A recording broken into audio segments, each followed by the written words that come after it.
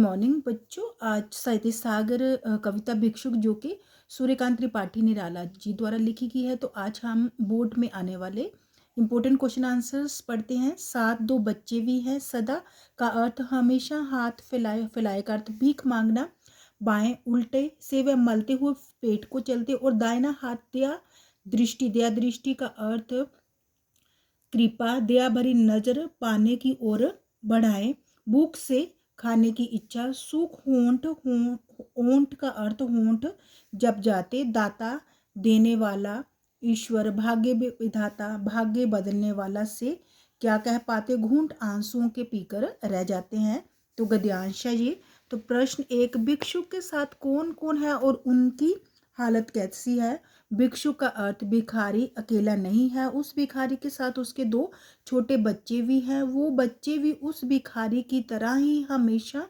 दूसरों के आगे हाथ फैलाए रहते हैं। अपने बाएं हाथ से वे अपना पेट मल रहे हैं क्योंकि वह भूख से व्याकुल हो रहे हैं। दाएं हाथ को आगे बढ़ाकर भीख मांगते हुए वह लोगों की दया भरी दृष्टि नजर को अपनी ओर खींचना चाहते हैं।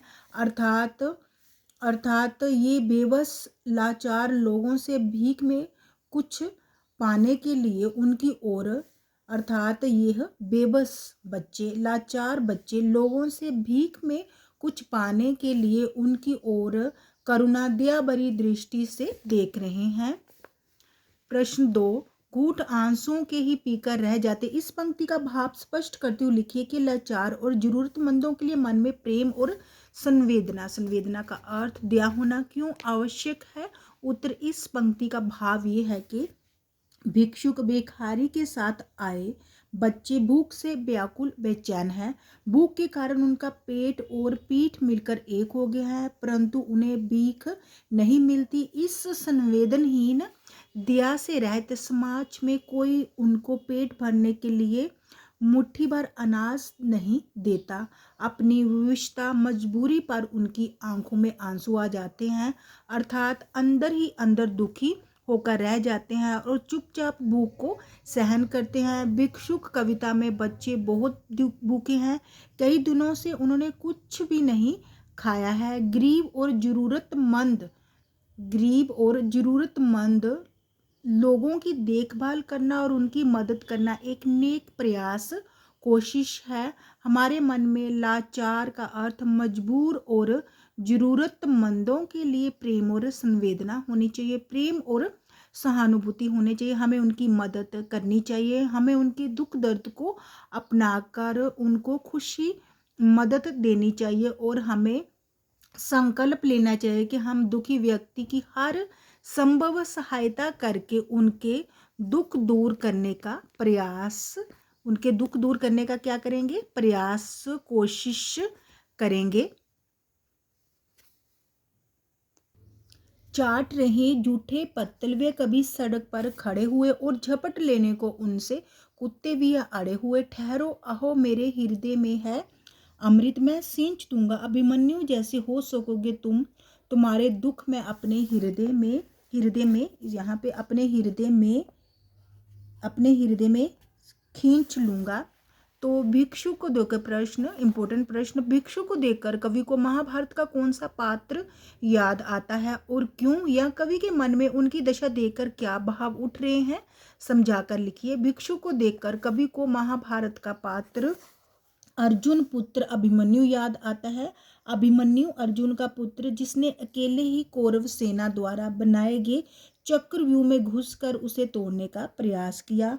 अभिमन्यु अर्जुन एवं उत्तरा का पुत्र था। जब भूख से व्याकुल बेबस भिखारी के बच्चे कभी सड़क पर खड़े हो जाते हैं और सड़क पर पड़ी हुई जूठी पतले चाटने लगते हैं, तो कवि का कोमल मन ऐसे करुणा दया से भरे हुए दृश्य नज़ारे को देखकर दुखी हो जाता है और उनका मन पुकार उठता है, ठहरो, रुको, मेरे हृदय दिल में अमृत है जिससे मैं तुम्हें सिंचित करूंगा, अर्थात नया जीवन देने का प्रयत्न करूंगा। तुम्हें देखकर मेरे हृदय में दया, करुणा और सहानुभूति जैसी भावनाएं उत्पन्न हो रही हैं, पैदा हो रही है। मैं तुम्हारी मदद कर तुम्हें सक्षम एवं समर्थ का अर्थ योग्यवान बनाना चाहता हूँ, जिससे तुम अर्जुन पुत्र अभिमन्यु की तरह साहसी, अमर और ताकतवर बन सको। इतना ही नहीं, मैं तुम्हारे दुख दर्द को अपनाकर तुम्हें अपने हृदय में स्थान दूंगा, अर्थात मैं तुम्हारे समस्त सारे दुख व पीड़ा अपने अंदर लेना चाहता हूँ। कवि ने यहाँ पर अभिमन्यु का उल्लेख इसलिए किया है कि हम उसके जीवन से प्रेरणा ले सके। उसने परिस्थितियों के आगे हार नहीं मानी, वह मरकर भी क्या हो गया, वह मरकर भी अमर हो गया। चाट रही जूठी पत्तल वह सड़क पर खड़े हुए झपट लेने को उनसे कुत्ते भी यहाँ अड़े हुए। पहली दो पंक्तियों में कवि ने क्या वर्णन किया है? पहली दो पंक्तियों ने कवि ने ये दृश्य उपस्थित किया है कि कभी सड़कों पर पड़ी जूठी पत्तल में से बचा हुआ खाना उठाकर खा रहे हैं, कि भिक्षु कभी सड़कों पर पड़ी जूठी पत्तल में से बचा हुआ खाना उठाकर खा रहे हैं और कुत्ते भी उस बचे हुए खाने पर झपट पड़ते हैं। ये दृश्य देखकर हमारे हृदय में दया उमड़ आती है, फिर भी हम कुछ क्यों नहीं कर पाते। ये दृश्य देखकर हमारे हृदय में दिल में दया उमड़ पड़ती है और हम सोचते हैं कि हमें इन लोगों की मदद करनी चाहिए। हम बस उनके विषय में इतना ही सोचते हैं और आगे बढ़ जाते हैं और अपने काम में व्यस्त हो जाते हैं, अपने काम में लग जाते हैं। कुछ लोग तो ऐसे दृश्यों को, नज़ारों को देखते ही नहीं है और पास आए भिखारियों को फटकार देते हैं। यदि उन्हें कुछ नहीं देना है तो ना दे, पर इस तरह उनका अपमान तो ना करे। कवि का स्वर विद्रोही क्यों हुआ और क्यों? कवि का स्वर भिखारी का दुख तथा उसकी पीड़ा देखकर विद्रोही हुआ। यहाँ पर कवि ने लोगों की निर्दयता तथा कठोरता को दर्शाया है, क्योंकि किसी को भी भिखारी तथा उसके बच्चों की पीड़ा दिखाई नहीं दे रही थी। प्रश्न, दो बच्चे कौन है? सदा हाथ फैलाए के द्वारा कवि क्या कहना चाहते हैं? दो बच्चे शब्दों का प्रयोग भिक्षु के दोनों बच्चों के लिए किया गया है। वे भी मजबूरी वश अपने पिता के साथ भीख मांगने के लिए सड़क पर चल रहे हैं। सदा हाथ फैलाए के द्वारा कवि कहना चाहते हैं कि उन भूखे बच्चों का बायां हाथ पेट पर भूख का संकेत दे रहा है और दायां हाथ हमेशा लोगों के सामने भीख मांगने के लिए फैला रहता है, क्योंकि वे दोनों बहुत भूखे हैं। कई दिनों से उन्होंने कुछ भी नहीं खाया है। दोनों बच्चे क्या पाना चाहते हैं? हाथ फैलाने पर उन्हें लोगों से क्या मिलता है? स्पष्ट कीजिए। दोनों बच्चे रास्ते पर आते जाते लोगों से भीख में कुछ खाना अथवा पैसे पाना चाहते हैं। साथ ही वह ये भी चाहते हैं कि लोग उनकी ओर घृणा, नफरत की दृष्टि नज़र से ना देखें, बल्कि उनकी दुर्दशा, बुरी दशा पर दया की दृष्टि नज़र डालते हुए उनकी कुछ सहायता भी करें। भिक्षा के लिए हाथ फैलाने पर उन्हें लोगों से कुछ भी नहीं मिलता। लोगों की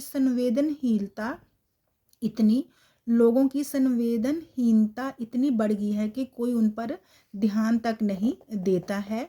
दाता, प्रश्न, दाता भाग्य विधाता से क्या तात्पर्य है? कवि ने उनके विषय में क्या कहा है? दाता का अर्थ है देने वाला, अर्थात दानी लोग।